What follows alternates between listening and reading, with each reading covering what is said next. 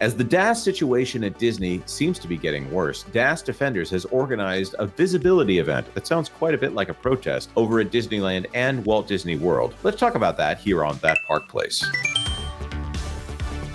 Hello, I am Jonas J. Campbell, an investigative reporter for That Park Place, and here with me is my Wookiee co-pilot, Mr. VashSky. Vash? Well, I very much appreciate the compliment, Jonas. That is wonderful to hear. I can't do the Wookiee. I was being sarcastic. I'll just say that right now. Let's get into the story, though. Wow, I hope someone's watching this for the first time today, and they have no idea what that was all about. WDWNT has this story. DAS Defenders organizing disability visibility events at Disneyland and Walt Disney World. This by Shannon Ace. In the wake of changes to Disney's Disability Access Service, the DAS Defenders group is organizing at the park. Wow, what a great picture right there. Whoever took that picture should be very proud. DAS Defenders are a group of disability advocates who started the petition Stop Excluding Disabled People from Disneyland and Disney World with New Policy to protest the changes to DAS that went into effect in May at Walt Disney World and in June at Disneyland Resort. The petition has garnered over 27,000 signatures as of writing. To honor the 34th anniversary of the ADA, members of DAS Defenders Facebook group will gather at Disneyland and EPCOT on July 26. Guests are asked to wear blue to increase visibility. The event is not considered a protest, but a meetup.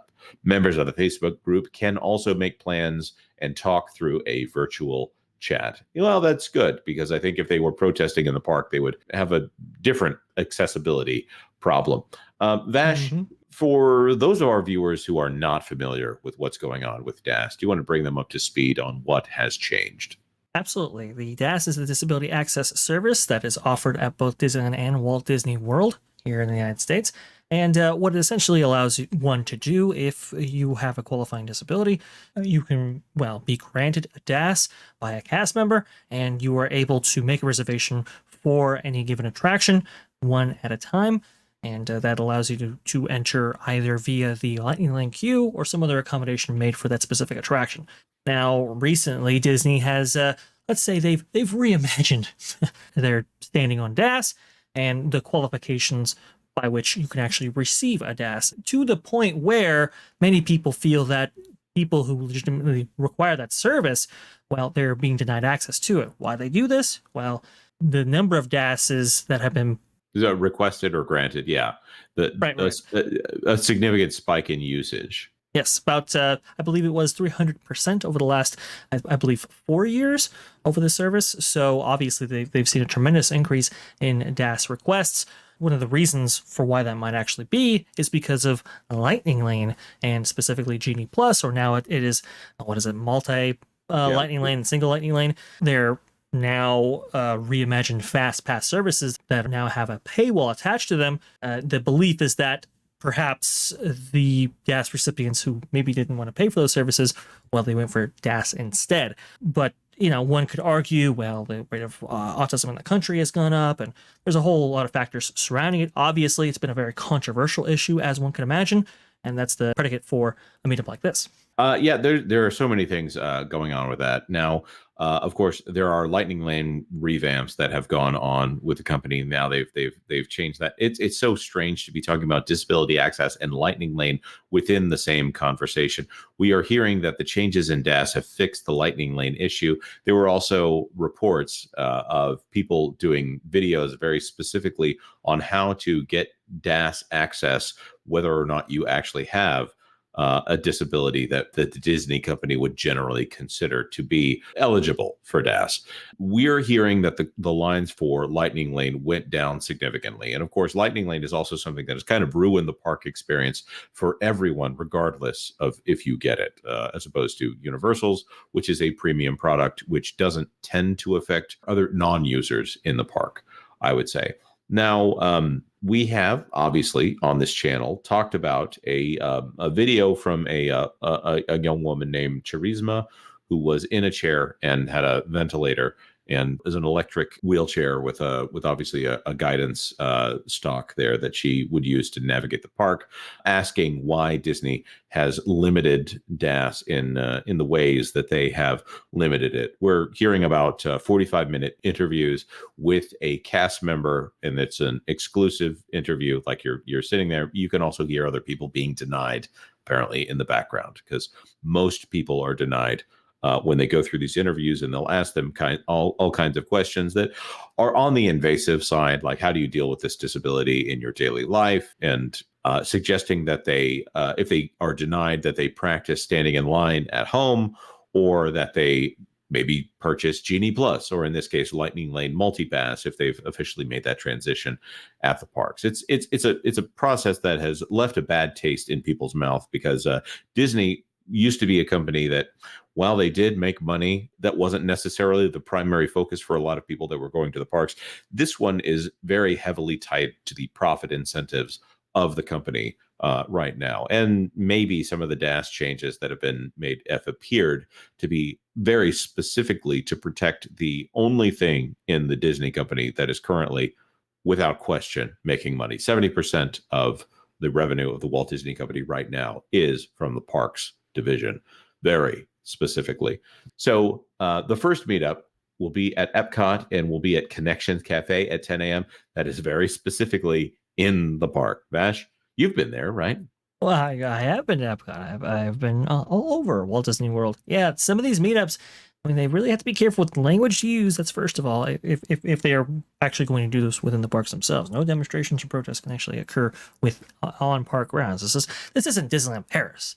For Walt's sake, all right? Now, the other thing to attach to this is, if you do meet up, you have to be, I would say, you have to be careful with that as well. I mean, obviously no unauthorized tours by any means, but also too, you can't create a problem for other guests and so forth.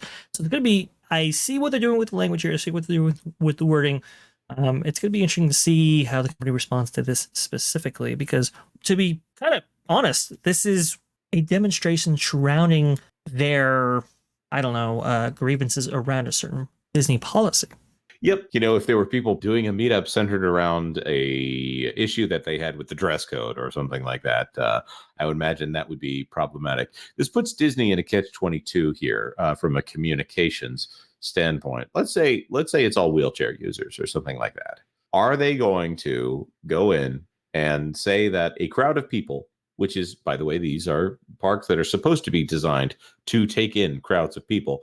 If that crowd of people happens to be a lot of wheelchair users, that can create quite the traffic jam. And statistically speaking, I think it's likely to be a bit of a spectacle. I don't know what Disney could do in this specific instance.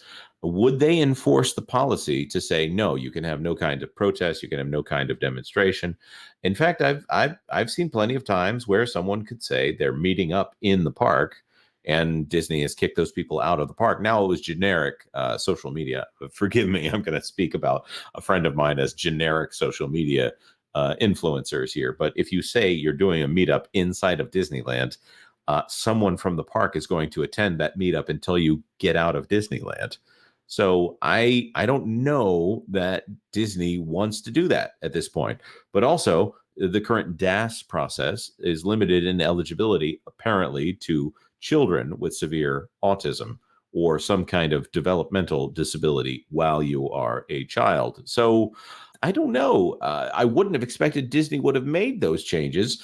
So maybe I'm widening my perspective here, that Disney might also be willing to kick out a bunch of disabled people from their park. Well, yeah, I mean, you bring up the optics conversation, and I think it's incredibly relevant to this. It is one thing I didn't necessarily initially think of, but now that you explain it, it absolutely makes sense. It may not be in your best interest to do this, but like you said, the Walt Disney Company has done all kinds of things that optically don't make them look very good, and so I would have not necessarily suggested, by the way, that they would, tell people, hey, why don't you go ahead and practice standing in line? Or why don't you go ahead and wear, clothing to absorb certain things while you're standing in line? Uh-huh.